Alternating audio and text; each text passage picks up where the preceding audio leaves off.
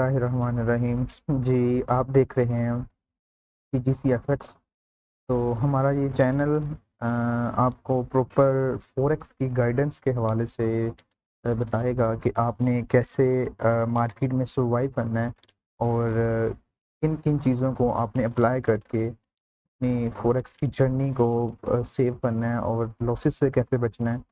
और आपको आगे भी आने वाले हमारी बहुत सी वीडियोस में बहुत सी इंफॉर्मेशन दी जाएगी जो कि आपको बहुत हेल्पफुल करेगी आपकी ट्रेडिंग जर्नी में।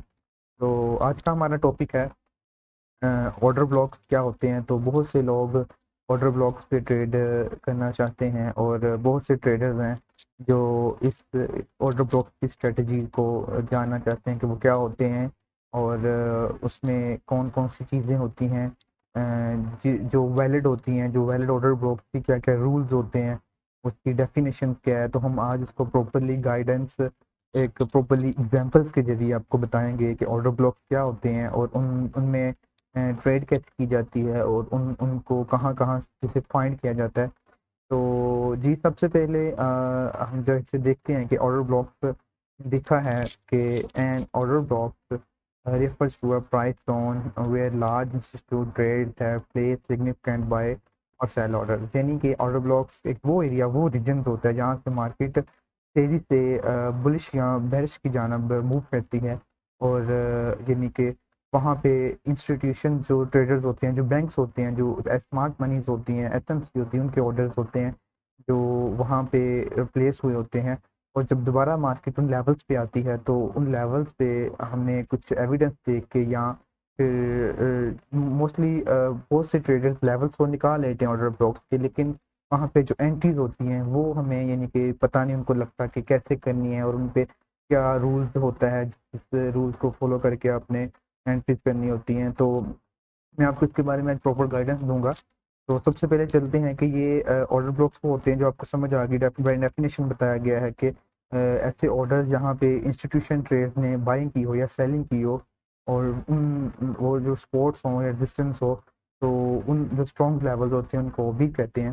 तो देखें, सबसे पहले ये जो मैंने एग्जांपल्स दी है ये बुलिश का है कि मार्केट यहाँ से तेजी से अब की तरफ उसने मार्केट ने एक बुलिश की जाना मूव दिया एंड देन वहाँ से रिट्रेसमेंट ली, देन अपने ऑर्डर ब्लॉक को टच किया यानी कि उसको पिक किया एंड देन अपने उसी यानी कि डायरेक्शन की तरफ बुलिश की तरफ मूव कर दिया।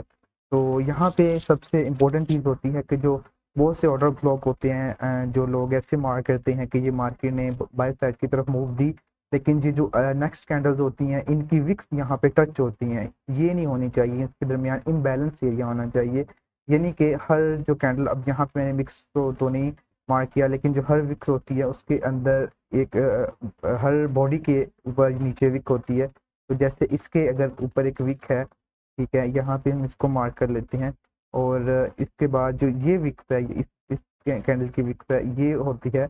इनके दरमियान जो एक प्रॉपर कह सकते हैं आपके इनके दरमियान एक प्लेस होती है, एक जगह होती है, एक दो तीन इन कैंडल के रिट्रेसमेंट के दरमियान एक जगह होती है, इसको हम इम्बैलेंस यानी एफवीजी कहते हैं।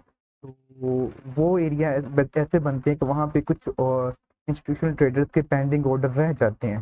तो उसकी भी यहाँ पे आपको प्रॉपरली एक नेक्स्ट वीडियो में बताया जाएगा कि इम्बैलेंस क्या होते हैं, फेयर वैल्यू गैप्स क्या होते हैं। तो मार्केट ने यहाँ से मूव किया और वहाँ पे इनबैलेंस क्रिएट कर दिया। अगर ये इस बॉडी की वीक इसको टच कर जाती, जो ये वैलिड ऑर्डर, जो ये ऑर्डर ब्लॉक होता है, ये वैलिड नहीं होना था, ठीक है। अगर इसकी वीक यहाँ पे टच कर दी जाती और यहाँ की नहीं किया, इसने इम्बैलेंस क्रिएट किया और ऊपर की तरफ मूव किया, दोबारा जब मार्केट ने इसको टच किया एंड देन वो, तो ये एक वैलिड ओबी है, ठीक है। तो यहाँ हम इसको कह सकते हैं कि ये एक वैलिड ओबी है, ठीक है। तो दोबारा जब मार्केट इसके अपने मूव दिया एंड देन उसको टच किया एंड देन बाय की तरफ और सेल की तरफ, अगर सेल में देखें तो वहां पे भी ऐसे ही। और सबसे इम्पोर्टेंट चीज ये कि जब मार्केट अपने लेवल से निकलती है अपने और डिस्ट्रक्शंस को ब्रेक कर देती है, जो उसकी जो फर्स्ट कैंडल होती है, अगर बाय मार्केट जा रही है तो उसकी लास्ट रेड कैंडल, और अगर मार्केट सेल आ रही है तो उसकी जो लास्ट वाइट कैंडल होती है ओबी, उसको ओबी कहते हैं, ठीक है। और उसके आगे उसका जो रूल नंबर एक होता है कि मार्केट वहां से निकले और उस अपने उनके दरमियान इम्बैलेंस क्रिएट कर दे, एक दो तीन, जैसे कि यहाँ पे इम्बैलेंस बना और एक दो तीन यहाँ पे भी बैरिश में देखें तो यहाँ पे भी इम्बैलेंस बना है। तो ये दोनों एक और जो ओबी हैं ये दोनों वैलिड हैं, तो यहाँ पे मार्केट जब आती है एंड देन अपने कंटिन्यूशन पैटर्न को कंटिन्यू करती है और उससे हम अच्छा एक रिवॉर्ड गेन कर सकते हैं। और सबसे इम्पोर्टेंट जो चीज़ होती है यहाँ पे एंट्री होती है कि आपने एंट्री कैसे करनी है। तो जब मार्केट अपने लेवल पे आए, वहाँ पे उसको टच करें एंड देन आपने यहाँ पे आपका मस्ट भी आप इस चीज़ को याद रखें, रिमेंबर डैट कि आपका यहाँ पे पेंडिंग ऑर्डर्स होना चाहिए। अगर आपका लेवल सबसे पहले इंपॉर्टेंट चीज मनी मैनेजमेंट के साथ आपका एसएल हो, उसके साथ आपका जो अगर जोन बड़ा है तो उसमें अपनी लॉट साइज है उसको छोटा कर लें और उसका मनी मैनेजमेंट को प्रॉपर ध्यान रखने हैं आपने और अपने ट्रेड को प्ले करें। तो इंशाल्लाह इस अगर आप इसको यूज़ करेंगे तो यहाँ इस वैलिड ओबी पे आपको अच्छी एंट्रीज मिल सकती हैं और आप इंशाल्लाह become a profitable trader. And then अभी मैं आपको जाके समझाता हूँ कि अब बुलिश का भी हो गया, बेरिश का भी हो गया। मैं आपको जाके समझाता हूँ कि इसमें आपने ट्रेड कैसे करनी है और आपको एग्जांपल के साथ कि जो जैसे हमने ट्रेड की है और रिसेंटली अभी जो फ्राइडे और मंडे को थर्सडे को मूव हुआ है, वहाँ पे मैंने खुद इस ओबी से एक अच्छा खासा प्रॉफिट गेन किया है। तो मैं आपको जो लाइव यानी कि जो मैंने खुद ट्रेड ली थी उसका भी मैं आपको रीज़न बताता हूँ और उसके बाद चलते हैं नेक्स्ट एग्जांपल की तरफ। तो ये जो हमारी जीबीपी यूएसडी की ट्रेड है और इसमें सबसे इम्पोर्टेंट चीज़ ये होती है कि अगर आपने स्कैल्पिंग करनी है तो उसके लिए जाहिर सी बात है आपको छोटा टाइम फ्रेम चाहिए, 15 मिनट 5 मिनट। और आप यहाँ पे अपने मार्केट अपने स्ट्रक्चर्स को देख के उसके साथ आप ट्रेड करें एंड देन उसके बाद आप स्कैल्पिंग के लिए 15 मिनट 5 मिनट को यूज़ करें। और अगर आप स्विंग ट्रेडिंग पोजिशन ट्रेडिंग करनी है तो उसके लिए जो वैलिड तो भी होंगे सब टाइम फ्रेम में जो डेली से लेके मंथली से लेके वीकली से लेके आपके जो 5 मिनट 15 मिनट 1 मिनट सब में सेम रूल होता है। सब में कैंडल की जो कंफर्मेशन सेम करनी होती है, सब में ऐसे ही मार्केट निकले तो उनको हमने वैलिड और भी कहते हैं। तो वेल अब हम चलते हैं, जैसे कि ये हमने ट्रेड की एक जीबीपी जेपीवाई पे। यहाँ पे मार्केट ने क्या किया आप देख सकते हैं कि मार्केट ने अपना ये पहले प्रीवियसली अपना स्ट्रक्चर को यहाँ से रेंज की नीचे आया एंड देन अपने स्ट्रक्चर को ब्रेक किया। उसके बाद अपने इम्बैलेंस यहाँ पे इम्बैलेंस क्रिएट किया एंड देन मार्केट दोबारा आई उस लेवल पे, मार्केट ने रेंज की, उसके बाद हमने अपने और ओबी को टच किया एंड देन मूव। और अगर आप इसको देखें तो आपको 1 रेशियो कुछ 10-12 पिप की जो आपका एसएल था और आपका जो ट्रेड था सेटअप था वो 50 पिप यानी मार्केट ने मूव दिया एंड सो ऑन। और भी मार्केट गई है, आप देख सकते हैं मार्केट इससे ऊपर भी काफी गई है, लेकिन इसका जो फर्स्ट टारगेट होता है अगर आपने ट्रेड की है तो यहाँ से ओबी है तो इसका फर्स्ट टारगेट ये होना चाहिए। तो इसमें सबसे इंपॉर्टेंट चीज होती है कि जब मार्केट आप टारगेट हिट कर दे तो आपने करना क्या होता है 1:2 पे आपने क्या करना होता है मार्केट में अपनी जो हाफ पोजीशन होती है पार्शली मार्केट को आपने हाफ पोजीशन को क्लोज कर देना होता है।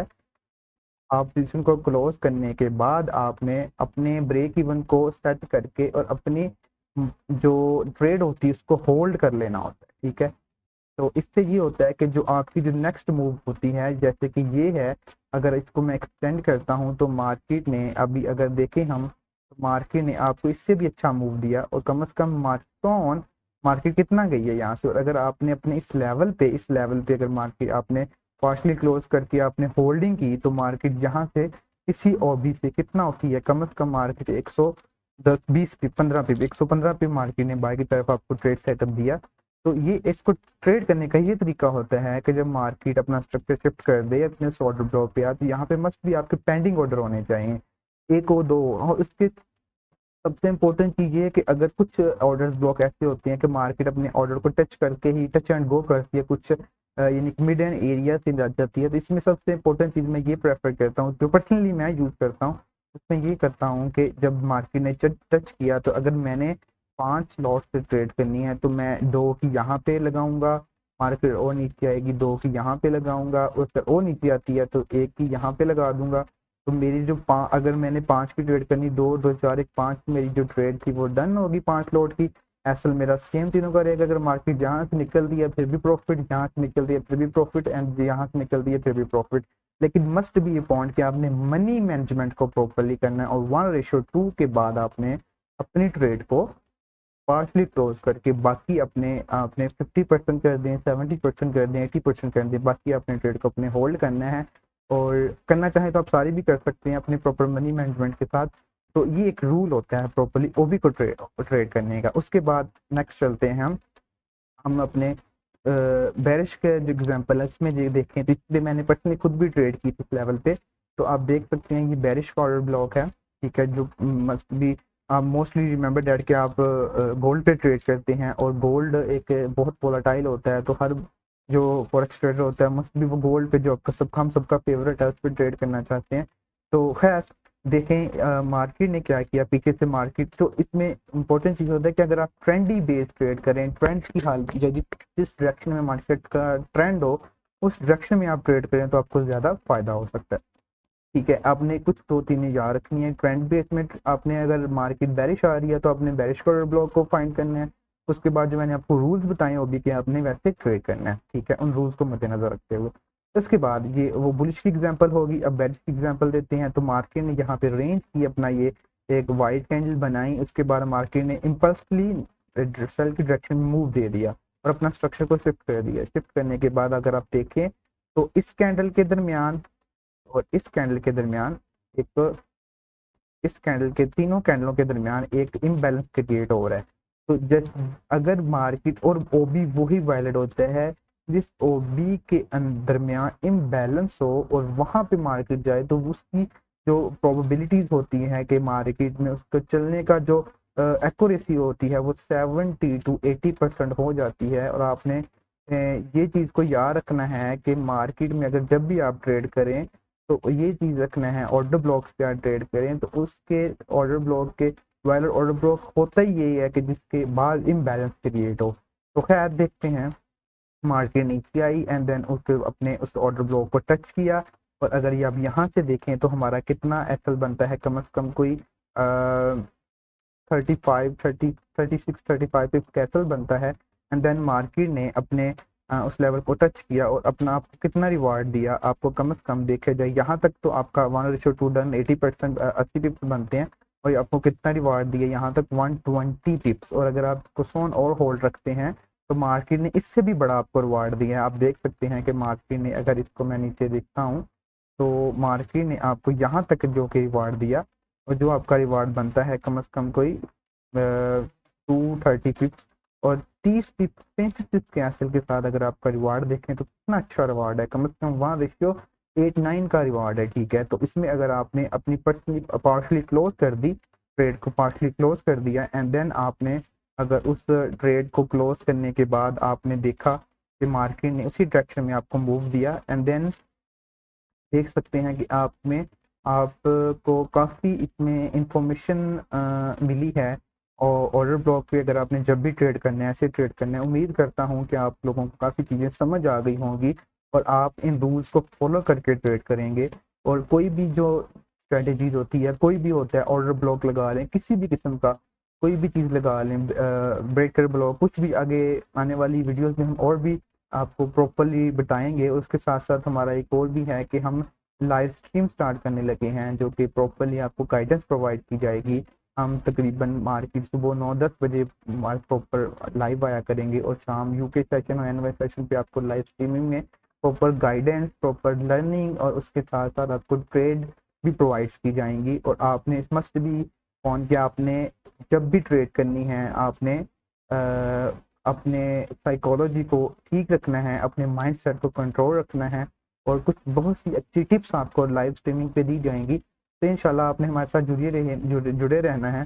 तो आज की जो उम्मीद करता हूँ कि आज की जो वीडियो होगी इस पर बहुत इंफॉर्मेशनल वीडियो थी, तो आपको इसका काफ़ी फ़ायदा होगा। और आपने कम से कम 50 से 100 ट्रेड को बैक टेस्ट करना है और आपने फिर इसकी एक्यूरेसी निकालनी है। जो पर्सनली मैंने इसकी एक्यूरेसी दी कि 80-85% है।